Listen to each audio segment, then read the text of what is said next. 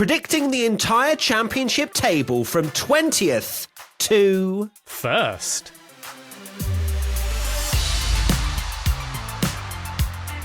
It is serious energy edition today because I'm very excited about this one. It is predicting the entire championship table from 20th to 1st. Now, we will preface this first and foremost right now. We're not going to predict that we're not going to say Tom Bellingham's going to finish 27th with 3 points because we think there's going to be 30 drivers on the grid. None of that rubbish. We're going to stick with the drivers that we've got today, Tommy, because otherwise it's going to become a minefield. Okay, let's get into it. 20th position. My 20th position is Gabriele Bortoleto. Now, this is no disrespect to Gabriele Bortoleto. It's his first season. He's a Formula 2 champion. You know, he's got the accolades, but I think he is literally going to be driving a car that's going to want to go a different direction to where he wants to point it. Even Nico Hülkenberg, who is, of course, a very experienced veteran of the sport, looked like he was struggling with it as well. So for me, Gabriele Bortoleto is going to sadly finish 20th, which might actually be halfway up the standings with the amount of drivers we might have this year. So let's see. So in 20th place, I have Nico Hülkenberg. It is clearly more, this prediction is more on the fact that it's the Sauber than Nico Hülkenberg's ability. The car is painted like a dustbin and drives like a dustbin from testing. So I think they're going to have an awful year again. And this could even be no points. Okay. 19th position, Tommy. I have gone for Gabriele Bortoleto. I'm still very much on the fact that Bortoleto could surprise, and it may only take one great Grand Prix from him in a crazy Brazilian Grand Prix in wet conditions where he just has an absolute blinder and gets a 9th place, and that's enough to seal him a whopping P19 in the championship. But also, I think it's important not to forget that, you know, he is a Formula 2 champion as a rookie as well, did brilliant last year, and excited to see what he can do, even if he is driving quite comfortably the worst car on the grid. My 19th, of course, is Nico Hülkenberg. Nico's just going to have a better performance at some point. I know that you're saying that Gabrielle's going to be the one to pick up a crazy 9th place or whatever it might be. Nico Hülkenberg is definitely one of those drivers that can do that as well. Yes, when we get to 3rd places, 2nd places, 1st places, we start to get a little bit shaky. But 4th down, Nico Hülkenberg is the coolest customer on the grid. So for me, 19th, Nico Hülkenberg. In 18th position, I've gone for Jack Doohan. We're not going to go into it again. Of course, if you are completely new to the stories around Jack Doohan, essentially, in a nutshell, a lot of the paddock believe that Jack Doohan will be replaced at some point by Franco Colapinto this year, which is, of course, really unfair because Jack deserves at least one season under his belt, or at least half a season to prove himself. It just, all the murmurs don't give me much confidence that Alpine are going to give him enough time in order to evolve and really get settled into that seat. I think in testing, he looked fine. You know, it's hard to deduce what exactly is the performance there. But the thing is, I think the 18th probably fits well if Jack doesn't get an entire season under his belt, because is he going to score points in those first 5-6 races when Alpine might well be looking for an excuse to swap them over? I don't know. So P18, I've gone for Isaac Hadjar. The V-Carb certainly don't have anywhere near as much hype as last year when it was kind of talk of, they're just going to copy last year's Red Bull and be really quick. I think they're going to struggle, be maybe 8th or 9th fastest throughout the season. And when you've got a top 8 almost going for the championship itself, there's not going to be a lot of points on offer, and that's why I've gone for Hadjar all the way down in 18th. Let's go to 17th position. So in 17th, I've gone for Jack Doohan. Sadly for Jack, I think they looked very good in testing, like quite a strong midfield runner, like they were going to continue how good they did at the end of last season. And maybe that's enough for him to get a few points on the board, but the reason he's so far down is, like you, I don't think he's lasting the entire season in that car. In 17th position for me, Lance Stroll. He's on for an absolute stinker this year. I feel as though Aston Martin are going to be full focus on 2026 and beyond. That's going to affect their car performance even more so. However, I believe as of recording, today is Adrian Newey's first day, so perhaps everything changes from here. He goes, get rid of that. What the hell are you doing? Delete that. Put that in. But no, it's just not the environment for Lance Stroll to flourish in. Not that we've seen him flourish for quite a few years, but he'd need to have a really good car in order to get some good performances. If he's got a rubbish car, I don't see him doing particularly well. So that's why I've gone for 17th for Lance Stroll. In 16th position, I have gone for Isaac Hadjar. I think Hadjar's got some good potential. A lot of people, I think, believe that he should have won that Formula 2 title and showed some really good performances as well. So for Hadjar, it's a decent sort of team to be in the sense of there's not, I was going to say there's not a huge amount of pressure. You're literally in the second Red Bull team. But it feels right. Okay, I feel as though I'm getting all 20 right this year. And 16th position for Isaac Hadjar, it just sits well. So 16th, I've got Lance Stroll. I'm even more confident of my crazy prediction that I made before testing that they're going to score less than 50 points all season. And I think Lance Stroll is probably going to score about 4 of those points. And that's why he's all the way down in 16th. I think he's going to have a really tough year. Even when Newey comes in and goes, what on earth is this car? I'd change this, this and this. It's all about 2026 for Aston Martin, so don't see them having a good year at all. Okay, let's move to 15th position. 15th, I've gone for Yuki Tsunoda. I think he'll have another strong year where he impresses, but maybe not to the heights of last year, because mainly just due to the V-Cubs car performance. Points will be very difficult for them to score, but I think Yuki's experience will mean that he scores a fair few of them, and that's why I've gone for Yuki Tsunoda in P15. 15th position for me is Esteban Ocon. It's been hard to tell where Haas have been so far. Obviously, it's hard to tell most things in testing, but they were just plodding around doing high fuel runs for what felt like an eternity. And it's so hard, right? Because when I'm doing these predictions from 20th to 1st, I'm going, is Ocon really going to finish 15th?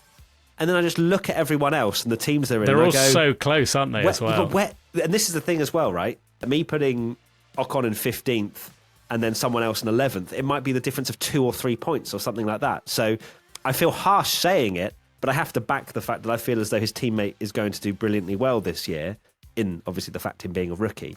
So, yeah, I've gone for Ocon 15th. He's getting used to a new team, and not to say it will be a disappointing season. He's just in a Haas, and there's a resurgent Alpine around by the looks of things, and Williams look amazing as well. I'm sorry, Ocon, I do really like you, but I've put you in 15th.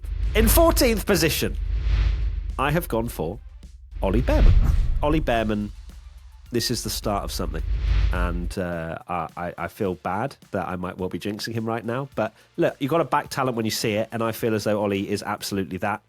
To beat Ocon in his first season would be brilliant for him, and then what a confidence builder into the future, and also let other teams know, the Ferraris, etc. of this world, that you wonder in a few years, is that seat paved out for him? That would be the perfect start. So yeah, Ollie Behrman 14th. 14th, I've gone for Ollie Behrman.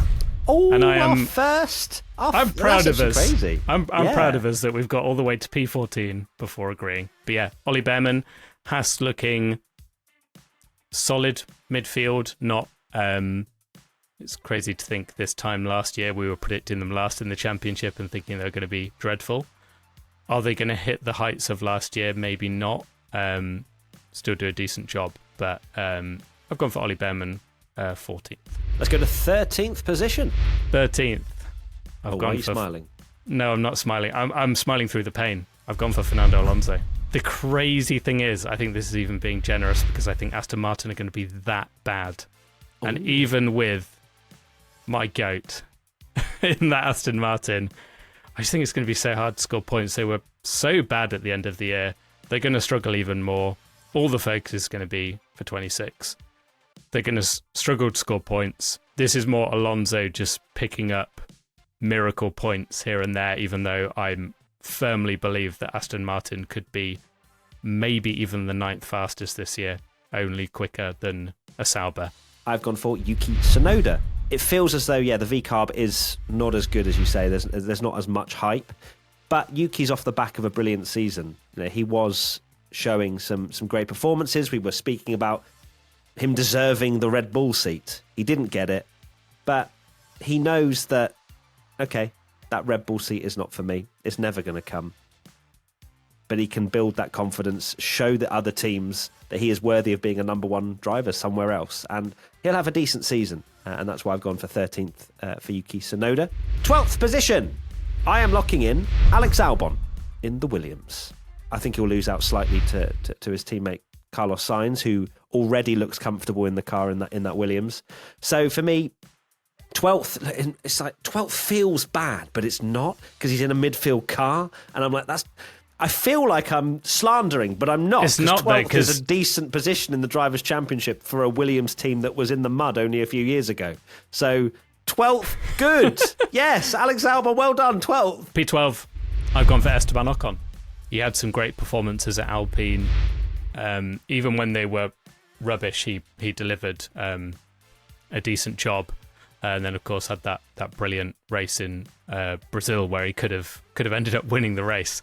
And I think Ocon will do what kind of Hulkenberg was doing last year in that Haas, if not even better. So, yeah, I've gone for Ocon 12th.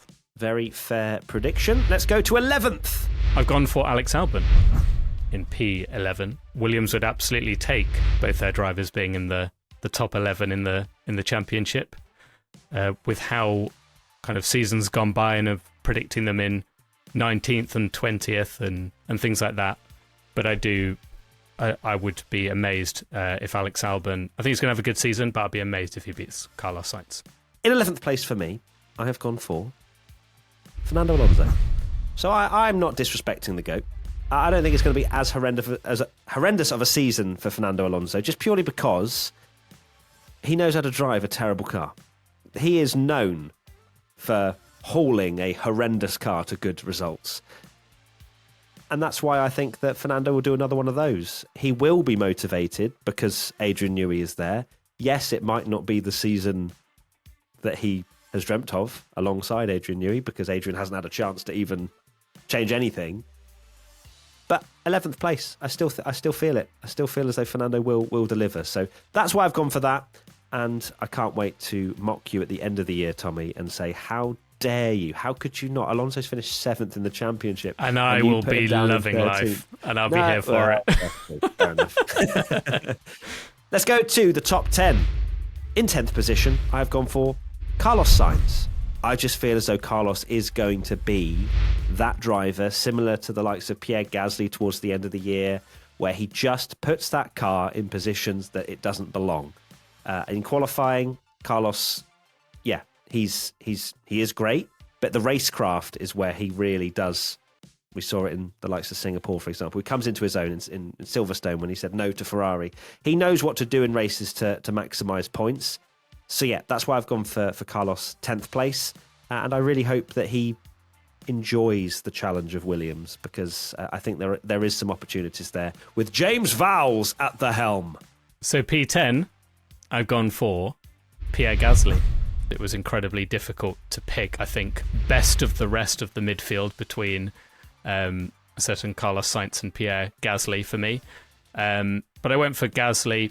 I think he is going to have a similar start to the season in particular of the way he ended it last year, with the Alpine looking pretty quick and maybe being the kind of driver that can pick up those kind of 8th, 9th, 10th places behind those top teams. And can see a good haul of points for Pierre Gasly this season. Let's go to P9. So P9, I have gone for Carlos Sainz. Carlos, I think he's going to show just why it is a massive crying shame that he didn't get picked in one of those top teams. But maybe it could be one of those moments where, it's a learning curve, and he's still fairly young, all things considered, even though I think he's the 4th oldest driver on the grid now, which doesn't make sense in my head. I think he's going to have a great season and just show what he can do at Williams. P9 for me, I've gone for Pierre Pierre Gasly, yes. Nothing crazy. I haven't put one of the top 4 team drivers into a P9 just to be exciting. I just feel as though, he will deliver, just like we've seen in the past, with an Alpine that now doesn't look horrendous. It took a while, and it was quite tough, I imagine, for Gasly and for Ocon. But Pierre, very much out and out the number 1 driver there as well. He's going to have a good time, I think, this year. So P9 for Pierre Gasly. We now enter the top 4 teams. 8th position. I am locking in Liam Lawson. It's going to be a year of learning for Lawson. It might well be a year of pushing too hard for Lawson. It's hard to tell where he is going to sit currently. But with the Red Bull seeming a reasonable handful, it's just going to be a tough season. Not to say that, again, he won't be close to 7th, 6th, 5th. But I just feel as though he will lose out with the lack of experience and perhaps slightly nervous as well for the season ahead, because he knows the sort of team that he's in and what they can do to drivers that don't perform. So for me, P8, Liam Lawson. P8, I've also gone for Liam Lawson. And it is going to be a very interesting how the narrative of Liam Lawson's season goes, because we know what happened with Alex Albon and Pierre Gasly when Red Bull were in the pack. Being half a second off your teammate was the difference between 3rd and 8th, 9th. And yet, when Sergio Perez was half a second off, he was still finishing 2nd and 3rd at the, when the Red Bull was at its best. So I think Lawson is going to struggle to get the results, just because it seems a lot of people believe that Red Bull are the 4th quickest team.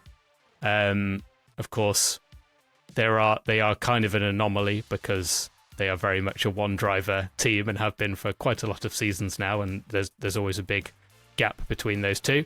But I do think Lawson being 8th is not necessarily because he's had an absolutely awful season. I think it's just because he will be the worst of the best teams.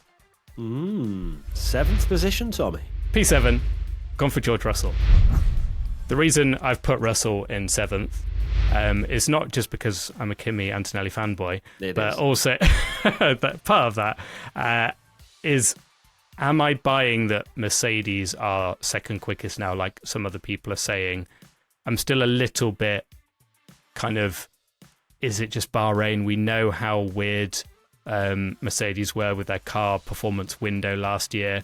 Could it just be that the track is suiting them? I think they will be better, but not kind of enough to be 2nd or 3rd in the championship. P7 for me is Kimi Antonelli, because I have a logical brain. Tommy he's in dreamland, but fair enough. Usually I'm the delusional one. Kimi Antonelli for me, P7. I am also of agreement that I don't think Mercedes are as quick as perhaps some people are suggesting. It was quite cold at Bahrain. These are conditions that I think Mercedes enjoyed last year. And it makes no sense for Mercedes to put any kind of resource into this year, personally. You've got a rookie who's learning. You've got George Russell, who's obviously extracting a lot out of the car. But is it really that bad? If they finish 4th in the Constructors, they get more testing for next year in terms of using the wind tunnel and things like that into a new regulation set. For me, just have a great time. Enjoy the car that you've currently got. 2026 is when we take things really seriously. So for this year, 2025, not much change. It's Kimi Antonelli in 7th because he's going to be learning, and he's not going to beat George Russell. There's no chance. There's absolutely no chance in my brain that that's going to happen. But that's what we love to see, disagreements. P6! In P6, I've gone for George Russell. Yeah, okay, so he's not going to beat him by that far, but then he might. I don't know. It's so difficult to tell. But it's going to be George in 6th. Similarly to what I just said about Kimi, I don't think it's going to be the car that he's going to be consistently at the front with, but when he does have that car, he shows that he can, especially in qualifying, deliver some extraordinary results. So P6 for me, George Russell, and yes, let's just hope that the Ferrari guys aren't actually there when it comes to the season. P6, I've gone for Kimi Antonelli. I could be wrong. This could age in terribly badly, and George Russell wins the championship and we've all written him off. But when people were saying that they're the second quickest car and they've made so much improvements and the car looks really steady, the car looked very steady in a lot of races, but then an absolute kind of tractor in some of the others. So I can't see, when there's not been a huge change of regulations, that Mercedes are going to take this massive step up and suddenly be challenging for the championship when they were so comfortably fourth last year. Okay, it's getting serious now. 5th position. P5, I've gone for Lewis Hamilton. I have not doubled down this time on my teammate. Yeah, You've changed your mind on the internet. I know. How dare you, Tom Bellingham? Yes. You did that before to hurt my feelings, didn't you? No, and now I didn't. you're taking it back because there's points on the board. No, it is the fact that if Ferrari don't have a championship contending car, this is just my opinion, of course, based on what I believe is going to happen this year, that Leclerc may be the stronger driver and Hamilton will maybe sort of, spend time get to grips with the car and go for that big push in 2026. Okay, that's really reasonable thinking. Thank you, Tommy. Really appreciate that. In 5th position for me, I have gone for Lewis Hamilton. Yeah, I was hoping to maybe after testing be feeling slightly more excited about the Ferrari prospects going into this year.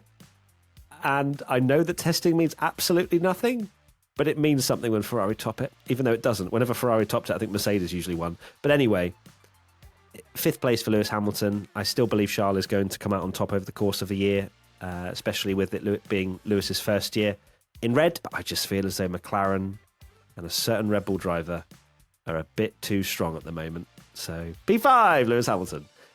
In 4th position,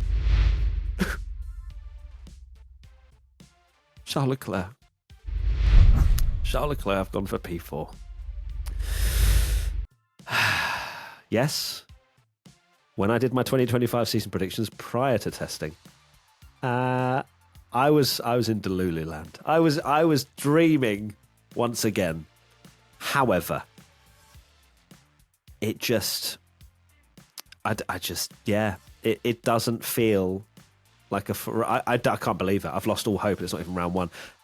Bearing in mind, when my alarm goes off at 3:30 in the morning for the Australian Grand Prix and Charles Leclerc's landing up on the front row, you best believe I'm back and we can just delete all of this, okay? But right now, this is full logic, right? Charles Leclerc world champion, please. But full logic, trying to beat Tommy in a table, I've gone for P4 and it hurts me. Honestly, it's gut-wrenching. Tommy, over to you.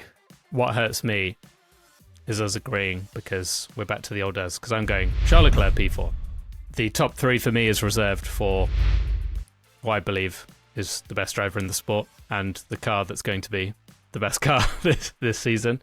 I'm still not changing my opinion from the pre-season predictions of the fact that if they're not there and we do see McLaren miles ahead and looking incredibly quick, they're not going to waste so much of the year pushing an uncatchable gap on your likes of McLaren or something. So I can't see that happening when they've got such a huge opportunity going into next year. Okay, all right, Tommy, I'm fed up of your Ferrari not developing and not challenging for the championship, even though I completely agree with you. Let's go to 3rd position. P3, I have gone for Oscar Piastri. I think they'll be even quicker than last year. But Piastri, he's very unknown. He did have a bit of a disappointing end to last season. I'd love to see him challenging for the wins again and having that form that he had in that middle part of the season where you can't kind of question his resilience and his overtaking skill, and he would have, if he could improve his speed, and if he does that again, it's going to be incredibly good because he's got the kind of potential to be a ruthless kind of championship winning driver. But I just think the pace might not be there, And will he have to play second fiddle? What are McLaren going to do? We'll find out. In third position, I have gone for Oscar Piastri. He's got to take a step up, in my opinion, to beat Lando Norris over the course of a whole year. It's not a massive step, but it's a step in pace that I think that he showed sometimes. But when you actually reflect, it was kind of mixed in with Lando mistakes last year as well, where Oscar then capitalised. Lando made a few mistakes in qualifying, if we don't forget. And Oscar capitalised brilliantly at times, and also caught Lando napping at Monza and took the lead there. And Lando's learnt a lot, I think, for this year to not give Oscar any kind of room or sort of, oh yeah, that's my teammate. He's not going to he's overtaking me. Oh, okay. All right. I thought we weren't doing that. So I feel as though there's going to be a slightly different teammate dynamic this year. And Oscar, if he can come out the blocks firing at the beginning of the year, then that might well change that. But for me, I still think that Oscar will come out second best to Lando, but a few wins, great podiums, performances, still very much on the cards in my mind for Oscar as well. Second position. Or should we, Tommy, to make it more exciting, say who's going to be world champion here? And then I feel like that would be more exciting, right? And then we say second. Come on, surely that's better. Like we could do the drum roll, who's going to be world champion? Because otherwise it's, because then you know who my world champion is. Yeah, you okay. Know? Yeah, okay. Because it's actually going to be, because it's actually a challenge this year, and it could be close rather than us just going, oh, you'll know who it's going to be. Exactly. Yeah, okay. So, okay. My world champion of 2025 is Max Verstappen. It's Max Verstappen. Yeah. I'm noticing everywhere that everybody's talking about everyone other than Max Verstappen. Yeah. And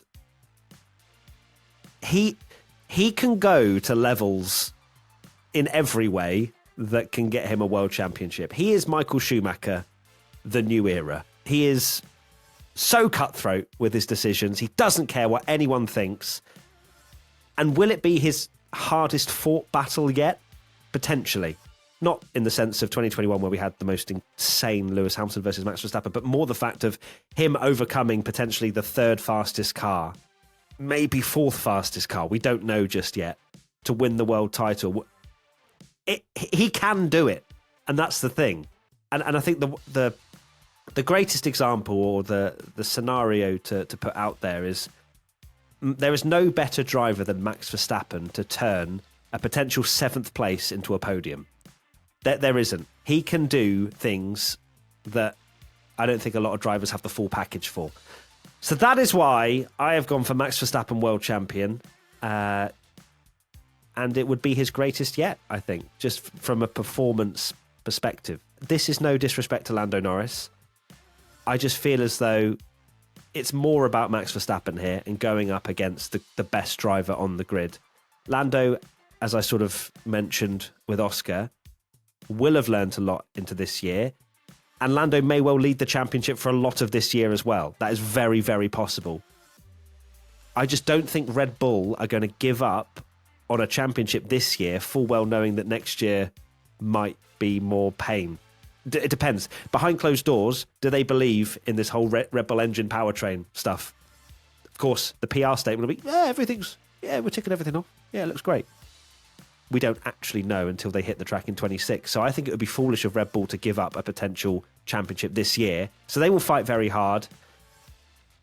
And Lando will do very well. And I think it could go down to the final race even. I just have Max Verstappen winning over the course of a season. Okay, so my P1 of the year and world champion is still Max Verstappen.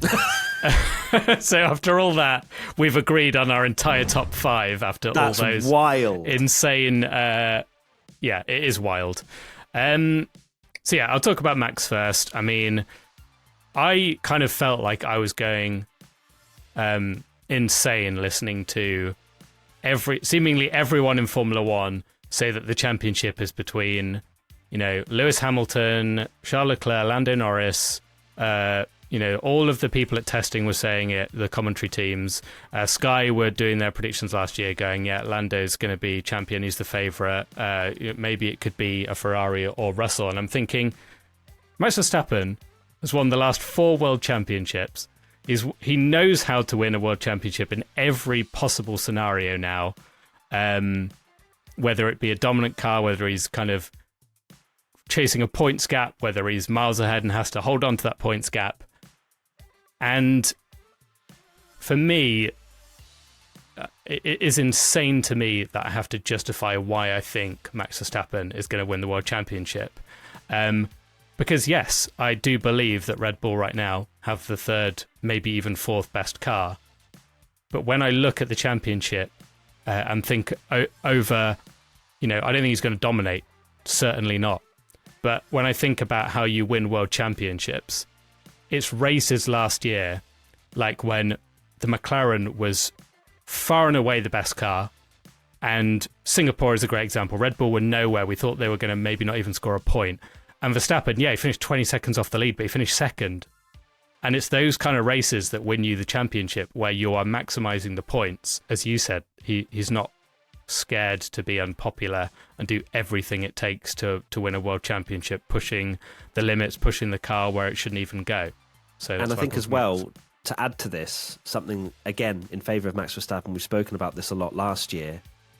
When you look, at least with our predictions, the teams that are going up against him for the world championship, McLaren and Ferrari, let's say, they're going to take points off each other. We've said this, and especially at McLaren, I do not think for a second Oscar Piastri is going to roll over and let Lando Norris take results until at least mathematically 5 races from the end. And it's too late at that point. So that is going to play into Max's hands, especially if we have this changing pecking order where Ferrari's quickest first, then McLaren's quickest first. Max will be there.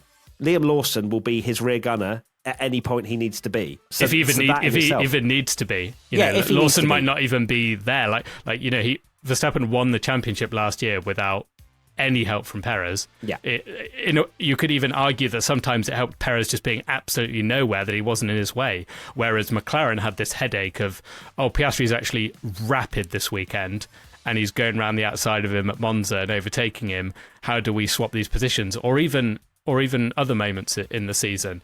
And to just kind of finish off mentioning about Lando, who I'm predicting obviously in second this year, because I do think McLaren are going to have the best car for the entire season this year. I think they're going to be rapid. But what kind of swung it for me is the fact that last year, even when that car was incredibly good, he didn't have 2 races in a row where he was absolutely exceptional. You kind of had the amazing drive in Zandvoort, he drops a Simply Lovely, and that should have been the dagger into Max going, the next race he wasn't there and he was getting overtaken by Piastri, I think it was in the next race, or he had a difficult race. He needs that consistency throughout, and I think he will do better, and he's going to push Max a lot closer, but it's going to be so hard to beat Max. And again, almost another advantage they have, and I'm very concerned about Red Bull going into 2026 and how they will perform. So I think, like McLaren, they will push, a bit like Sebastian Vettel in 2013, when they knew everyone was already focusing on 2014 and they thought, let's just go absolutely ham, win all these races, because that now kind of famous quote, which ended up being so accurate, of we need to remember these days, we don't know how many more of them we're going to have. And then he didn't win another race for Red Bull. So there we go. So, in a nutshell, we have no idea. And that is... It is just guessing. And that's what we love. This is what we love. There's so many scenarios and so many things could play out.